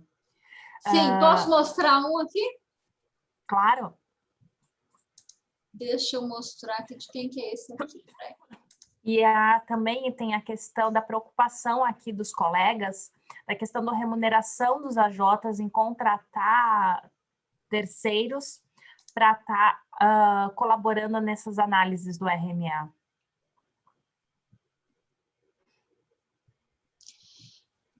Então, essa questão da remuneração é uma questão que é bem polêmica. Eu, João e Tatiana, eu vou me abster de fazer comentários a esse respeito, né? E assim, até porque eu respeito muito, mas desde que eu decidi me tornar administradora judicial e, enfim, trabalhar nessa área, eu investi muito em estrutura, pessoas e tecnologia. Então, nós somos 32 pessoas aqui no nosso escritório, são 16 contadores, eu tenho um engenheiro, tem administradores, tem um economista e tem 13 contadores. Então, nós temos redes de servidores, enfim, a gente fez um investimento pesado financeiro. Mas eu respeito também aquelas pessoas que não têm essa como eu posso dizer assim, essa disposição aí até de investimento, né? E cada um escolhe como quer trabalhar, como dá para trabalhar. E essa questão da remuneração aqui, o Fernando Pompeu, eu vi ele conectado mais cedo, mas ele tem batido muito nessa tecla, até teve uma decisão num caso dele bem bacana. Será que o Fernando ainda está aqui? Teve uma decisão no caso dele bem bacana que o doutor Paulo considerou como essencial a remuneração do administrador judicial. Mas respondendo objetivamente à pergunta, né, eu vou compartilhar aqui, olha, esse é um caso nosso em andamento, né? Como eu disse, é o mesmo padrão. E tudo que é padronizado é muito mais fácil de trabalhar. Então, você cria padrões, procedimentos e treina a sua equipe. Então, ó, esse é um caso de uma academia de ginástica. Ela tem exatamente o mesmo padrão, porque é um comunicado da corregedoria. É claro que a fiscalização dela é mais simples. Por quê? Mas, ó, sempre a mesma base de dados, ó, balanço patrimonial, enfim. Tem uma análise aqui. E qual é a grande vantagem que eu vejo, tá, Glaucia? Se o magistrado quer uma informação de estoque, ele vai abrir o capítulo respectivo. Vai estar lá escrito o que é o estoque, o que é atividade operacional, resultado. Então, assim, facilita muito a visão. Olha, exatamente o mesmo relatório, só que esse tem 50 páginas. E ele tem 50 páginas, não é 50 páginas de análise, ele tem muita tabela, figura, fotografia. Então, o interessado, ele vai na página e naquilo que é do interesse dele. Então, alguns usuários têm interesse em saber qual é a rentabilidade, alguns enquanto é o ativo. Outros estão interessados no endividamento, na evolução do endividamento. E acho que os relatórios padronizados possibilitam isso. Eu peco pelo exagero, mas eu não sou da cultura não minimalista, eu sou da cultura padronizada. Se você tem padrão, o magistrado, o credor, o pequeno, o médio, o grande, qualquer um vai entrar lá e vai procurar a informação que é do interesse dele. E a gente tem, mas é a minha opinião, eu respeito sempre essa questão. Eu sou até voto vencido aqui no escritório, porque a gente tem um diretor aqui que hoje, inclusive, me fez uma proposta para a gente reduzir isso dentro desses padrões, não ter, que a gente demora muito para revisar, né? Então, é uma coisa também que a gente pensa, mas nós vamos reduzir talvez de 50 para 38, 40 páginas. O conteúdo não tem como você fazer tudo isso que a corregedoria te pede se você não tiver gráficos e tabelas. Então, minimamente, você vai ter que alimentar isso com gráficos e tabelas. Então, respondendo aí a pergunta, sim, uma pequena recuperação judicial tem o mesmo padrão. Como um balanço patrimonial é um balanço patrimonial da padaria da esquina e do conglomerado Itaú. É o mesmo, tem a mesma estrutura. Tá, Elisa, mas vamos lá, vai. Agora, sendo assim, bem prática, o ponto não é a padronização. Nenhum momento aqui, eu já até me peço desculpas se eu dei a entender que eu estava discutindo a questão da padronização, muito pelo contrário. Eu sou super a favor de padronização. Antes de ter formação jurídica, eu sou antiga já na vida, então eu sou do tempo da Escola Técnica Federal, a gente fez secretariado, a vida de ex-alunos da Escola Técnica, ela é padronizada. O pessoal que trabalha no nosso time sabe. A padronização, ela é uma necessidade, né? Você lê um documento padronizado, um relatório padronizado, não é, João Paulo? Eu acho que isso é óbvio, elucida muito mais. O ponto que eu sugeri e que eu quero trabalhar para evoluir é eu reunir, minerar essas informações essenciais e traduzi-las numa linguagem melhor palatável para o leigo, né? Porque nós estamos num ambiente, um processo de falência, um processo de recuperação judicial, existe uma democratização de interessados. Eu tenho que alcançar a linguagem de um magistrado, que é uma linguagem juridicamente culta, da assessoria desse magistrado, que nem sempre pertence a uma vara regionalizada, então ele tem vários, né? O gabinete de um magistrado aqui no Mato Grosso, assim como em São Paulo, Minas Gerais, no Nordeste, no Sul, enfim, em Goiás, eles têm inúmeras decisões para tomar ao longo do dia, as varas, especialmente as varas comuns. Então, naquele universo de documentação para ler, seja um processo físico ou um processo eletrônico, naquilo que nós, auxiliares do Poder Judiciário, isso é no meu pensar, é esse o caminho que nós estamos buscando, tá? No que a gente puder traduzir, sintetizar, tornar essencial, destacar pontos que devem ser, assim, chamam mais atenção, dentro de um formato, obviamente, padronizado, eu penso que é caminhar para uma evolução, né? Porque hoje o tempo está muito assim, né? Se antes da pandemia eles faziam um volume, vamos imaginar que a pauta era uma 7 audiências, 8 audiências presenciais, essa pauta eletrônica aumentou, não é? A vida está nos demandando mais, foi isso que eu quis dizer, esclarecendo aqui. Hoje a gente está com celular, tablet, notebook, hoje é tudo muito, uma velocidade muito maior. Então, foi exatamente nesse sentido que eu quis pontuar. Tocante à padronização, 100% concordo, zero divergência. O meu desafio, enquanto profissional, é reduzir esse volume de informação, seja em número de página, como é que eu vou fazer esse desenho aí, estou buscando dicas dos colegas para a gente chegar nesse nível de entrega de trabalho. Você discorda, João? Se alguém quiser aí. Boa noite. Tudo bem? Meu nome é Alexandre. Obrigado pelo fórum, está muito bacana, acho que a discussão. Eu queria dar um pouco da minha opinião, que eu acho que eu entendi um pouco do ponto da Gláucia e também da Elisa. Eu acho que a padronização que a Elisa está comentando, ela é importante não só para você fazer o acompanhamento, mas também você ganhar escala, né? Ganhar escalabilidade, e isso acho que responde um pouco do que o colega comentou, de como você fazer o mesmo modelo para empresas pequenas, né? Então, se você tem aquele padrão e você já requer todas aquelas documentação, é muito mais fácil você colocar isso numa base de dados, igual a Elisa comentou, e fazer, e aí você extrai as suas informações e faz o seu relatório. Acho que esse ponto, acho que a Elisa foi super importante comentar sobre essa padronização. E aí, em relação ao que a Glaucia está comentando, eu também concordo com ela, né? De novo, eu não sou advogado, né? Sou administrador, então é um pouco do que eu sinto lendo as peças, né? E aquele advoquês lá que é difícil de entender, mas o que eu vejo essa tradução, né? Você criar um relatório mais gráfico, com mais detalhado, eu acho que isso você ganha, né? A interpretação do gráfico é muito mais fácil do que você colocar páginas e páginas escritas, né? Então, essa parte gráfica que a Elisa comentou é super importante, né? Tem até um livro que eu acho que é bem interessante para vocês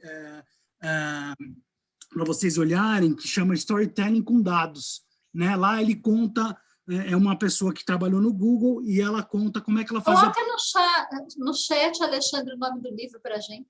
Vou colocar. Então, é um livro que ela comenta justamente isso, de como fazer apresentações que ela fazia lá no Google, contando uma história, né? Olhando um gráfico, você entende a história. E é um pouco do que eu entendo que acho que a Glaucia está comentando, de como é que de forma simples, né, mas sem ser simplista, acho que esse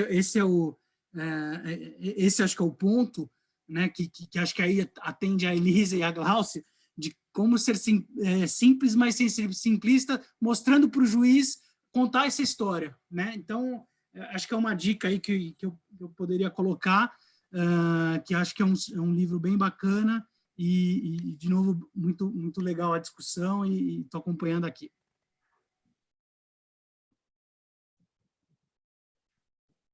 Alexandre, obrigada pela participação. Vamos aguardar aqui a indicação do livro. Muito obrigada aí pela dica. Francisco fez uma pergunta quanto à remuneração de terceiros na construção dos RMAs. Vamos recorrer na linha do artigo 22 da lei? João, você quer responder? O 22, ele prevê o que eu estou entendendo, né, Tati? Sim. Aquela administração judicial que eventualmente ainda não tem uma estrutura muito disciplinar e precisa de contratação externa, a própria lei já permite, né, ela faculta que o administrador peça ao juízo, né, uma assessoria técnica. Uma vez solicitada essa assessoria técnica, o encargo disso, normalmente, é a recuperanda que assume essa despesa, né? Então isso já está previsto na lei. É um dispositivo legal para auxiliar no desenvolvimento dessa atividade, né? Mas tem um problema, João Paulo, a gente está passando por um problema que muitos magistrados estão interpretando, que quando ele nomeia um administrador judicial, ele tem que prestar o serviço dele de forma completa, e que essa contratação desses avaliadores, né, se a gente for aqui na letra do H, me ajuda, Francisco, se eu estiver equivocada. Do 22H, a linha H fala contratar avaliadores, de preferência oficiais, mediante autorização judicial, para avaliação de bens, no caso entenda não ter condições técnicas para a tarefa. Tem outros dispositivos que também trazem a questão da contratação dos auxiliares. Mas, assim, me parece que a compreensão que tem sido dada de quando um administrador judicial se cadastra, e agora o nosso cadastro está regulado pelo CNJ, quando ele vai lá e se habilita no cadastro de um determinado tribunal de justiça para ser nomeado como administrador judicial, e ali já está embutido que ele possui uma equipe multidisciplinar básica que confira a ele condições de realizar o trabalho como um todo, tanto a parte jurídica, né, da recuperação judicial, o olhar que cabe a ele, da atribuição dele, quanto as análises financeiras. Salvo o melhor juízo, me corrijam se eu estiver errado e a gente comete equívocos mesmo, essa contratação, ela é pontual, de serviços específicos e especializados, muito específicos, que fugiriam às atribuições cotidianas da administração judicial. Não é isso, Elisa? Eu acho que, na verdade, eu nem entendi essa colocação da linha H do artigo 22, que eu vim aqui e tem outra coisa que está aqui. Então, não é isso que está aí? Não é contratar avaliadores de preferência, não é essa aqui que ele está falando? Essa aqui é na falência, perdão. 22. Então, gente, vamos lá. Na recuperação judicial, a linha H está lá. Apresentar para juntar aos autos e publicar no endereço eletrônico específico relatório mensal das atividades do devedor e relatório sobre o plano de recuperação judicial, que é isso que a gente está discutindo, né? No prazo de 15 dias, contado da apresentação do plano, fiscalizando a veracidade e a conformidade das informações prestadas pelo devedor, além de informar eventual ocorrência das condutas previstas no artigo 64. É o que me equivoquei aqui, Elisa. Na verdade, é o 22, tá? A linha 22, inciso 1, 2, H, só se for esse aqui, ó. 22, inciso 1, a linha H. Contratar mediante autorização judicial, profissionais ou empresas especializadas para, quando necessário, auxiliar no exercício de suas funções. Ah, tá. É que esse é na recuperação judicial e na falência. Depois, na recuperação judicial, tem o H também. Então, por isso que eu não entendi a pergunta, não, tá? Porque era o inciso... Quando eu manifestei, eu estou manifestando em relação ao H do 22, 1. Ah, tá. Recuperação judicial e nas falências, né? Isso. Que é positivo, mas Glaucia, de toda sorte, eu também concordo contigo que o que está se buscando é ter realmente a estrutura para atender full, né? Vamos dizer assim, o pacote full do negócio, né? Até porque não é uma atribuição de tentativa e erro, né? É uma situação que tem muita responsabilidade. E trabalhando de carreira solo, vamos dizer assim, muito... O risco é maior para o devedor, para o processo, enfim. Exatamente. Francisco, tá respondida a questão ou você ainda está com dúvida? Tem alguma coisa para comentar, Francisco? Fica à vontade. Olá, colegas, tudo bem? Então, para mim, está devidamente esclarecido, né, o fato, né? Hoje eu atuo como perito contábil, né, auxilio em alguns processos de administração judicial e,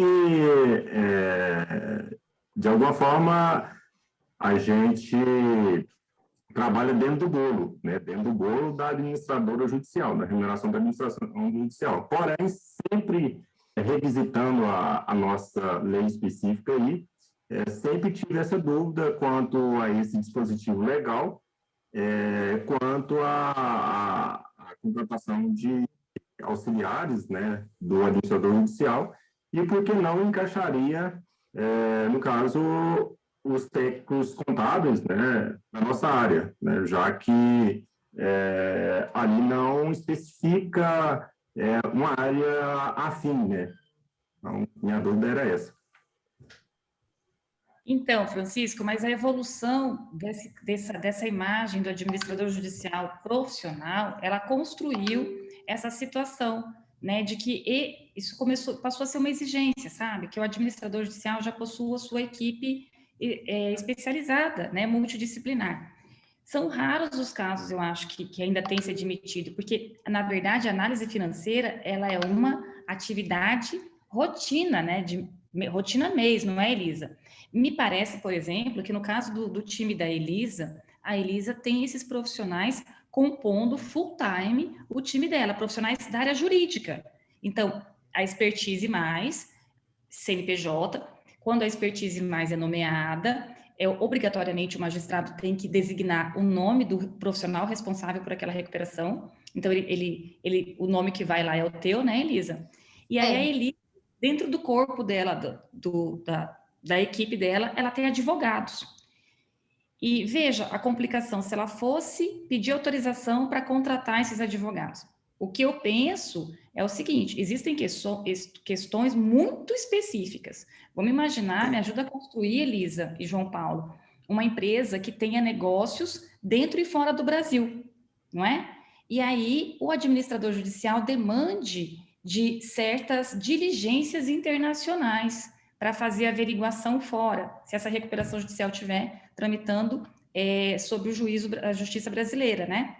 Então, o que vai acontecer? Haverá um custo de contratação de um auxiliar fora do país, ou se a empresa opera no ramo de navegação, e existe determinada informação que ela é muito específica, referente à navegação, muito técnica, né, Elisa?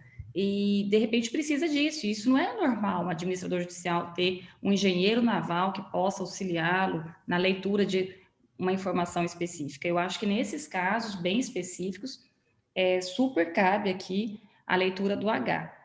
Mas me parece que as coisas estão caminhando entre leitura jurídica e leitura financeira.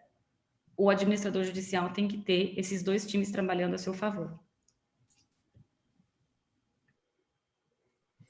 João Paulo, seu telefone está mudo. Oi. Oi? Você estava falando e estava mudo, desculpa. Não, perfeito. Acho que o que estão esperando é exatamente isso, né? É você ter uma estrutura mínima aí para conseguir atender todas as frentes do processo, né?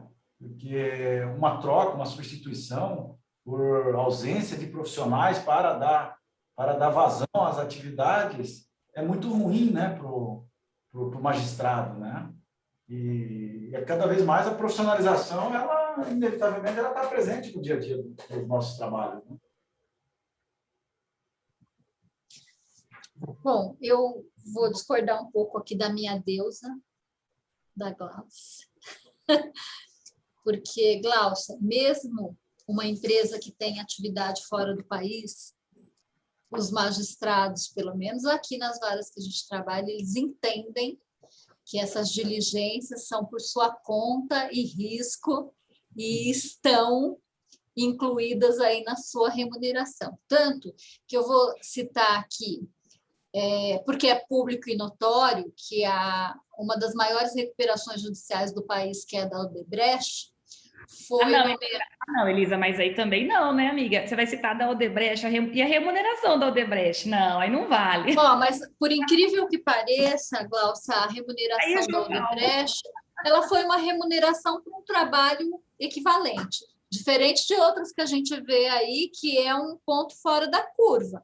Porque, salvo o melhor juízo, a recuperação da Odebrecht pagou 19 milhões, mas é uma recuperação de 70 bilhões. Mas a gente vê aí outras recuperações que estão pagando 500 milhões de honorários, né? Exatamente. Então, assim, eu acho que 18, 19 milhões, 20, 25 milhões é bem compatível aí com o volume de trabalho e a responsabilidade, e foi nomeada uma empresa aqui que tem condições de vigiar a atividade em todos os países onde essa recuperanda desenvolvia atividades. Então, acho fundamental que o magistrado tenha no seu portfólio de administradores judiciais administradores que tenham capacidade para pequena, média e grande, né? Porque esse mercado é formado de várias coisas. Então, acho que a Odebrecht, se a gente tivesse que fiscalizar Estados Unidos, África do Sul, a América do Sul inteira, aí eu dava um jeito, mas é muito mais fácil para um escritório global, né? Então, acho que o magistrado fez uma escolha certa e os magistrados aqui em São Paulo são bem pão duros em relação aos outros aí. E acho também que está bem equitativo isso, tá? Na minha opinião. Então, eu discordo de você que nesse caso se aplica aí. Eu acho que a sua primeira fala é uma fala muito interessante, que é para um avaliador, para um laudo de viabilidade. Por exemplo, essa empresa pequena que está em RJ aqui, a gente pediu um cogestor, porque a gente tinha muita dificuldade com informação, né? Dados que não batiam, tinha uma ausência de transparência. Então, nós pedimos para colocar um cogestor, que vá lá todos os dias liberar pagamento. E isso foi atendido. Então, quem paga essa pessoa? Recuperando, não sou eu que estou pagando, é um serviço além, que não é o meu. Então, eu acho que, de uma maneira assim, é até triste eu falar isso para os colegas aí que estão querendo começar a trabalhar ou que já trabalham sozinhos. Porque eu concordo que cada vez mais as administradoras judiciais sejam pessoas jurídicas especializadas. Eu concordo e desculpe, né, mas eu tenho assumido alguns processos por substituição e eu vejo que uma pessoa sozinha não dá conta da quantidade de coisas que tem que ser feitas numa recuperação judicial. É necessário uma equipe e isso, gente, eu estou falando de coração aberto, não é para aventureiros. É um negócio de muita responsabilidade, é sério e dá muito trabalho. Não dá para uma pessoa fazer sozinha. Então, eu concordo que o mercado seja profissionalizado e que se nomeiem empresas especializadas cada vez mais. Porque eu acho que tem benefícios os credores, os processos e a economia em geral, porque alguns processos aqui, sobretudo grandes falências, a gente tem assistido grandes caos. Desculpe a minha sinceridade aqui. Não, ótima a sua colocação, mas mais uma vez agradeço na parte que você concordou, quer dizer que a gente já está chegando, nós estamos equalizando no que concorda e no que discorda, mas aqui, super entendo essas substituições, né? Também já assumi casos em substituição que foi realmente delicado. Mas quando eu dei o exemplo do caso de uma empresa que atue no ramo naval, o que eu quis dizer foi o seguinte: as globais, elas têm que ter sua fatia de mercado, o médio tem que ter sua fatia de mercado e o pequeno tem que ter sua fatia de mercado. Ao longo de um processo, muitas questões vêm de forma superveniente. Nem sempre no início, na nomeação, você é capaz, tanto seja o magistrado, seja o próprio administrador judicial, pessoa física ou jurídica, eu sou PJada também, ela muitas vezes não tem condições de mensurar o que vai enfrentar pela frente. As questões acontecem, decorrentes de negócios que nem sempre estão contidos nos autos na distribuição do feito. E no meio do caminho, e olha que o caminho é longo, porque entre o ajuizamento e o encerramento de uma recuperação, o caminho não é curto. Agora aqui está bem rápido, tá? É para ser, né? A gente está com uma lei aí que acabou de fazer um semestre. A nossa leizinha bonitinha, ela está com 6 meses de vida. Nós não sabemos ainda para que lado que a gente vai, aonde tudo isso vai nos levar, né? Agora, tocante à grande empresa, ao profissionalismo, elevar o profissionalismo, ok, concordo 100% com você. Só tem um detalhe: a remuneração enxugando e essas exigências se ampliando, que eu tenho uma estrutura pronta para atender essa grande demanda, honestamente, eu vou vender sanduíche na praia, porque é o seguinte: a estrutura tem um custo. A estrutura tem custo. Quem tem que ser a profissional aqui, que tem que dar conta dessa lei de ponta a ponta, sou eu. O time, quem dá o ritmo do time é o AJ. O AJ é pessoa física, sim. E aí você sabe, tanto quanto eu, que empresas globais aqui do Brasil já foram nomeadas em grandes cases e se perderam, porque tudo que é grande demais também é complicado controlar. Você controlar um grande time, você controlar várias facetas numa recuperação gigantesca, aonde aquele que foi eleito responsável dentro de uma companhia gigante não tem familiaridade devida ou compromisso devido, esse cara aqui, que foi designado para cuidar dessa recuperação judicial numa empresa global, o mercado está de olho nele, ele pode muito bem ficar 6 meses e ele aceitar uma proposta em Singapura e ir embora.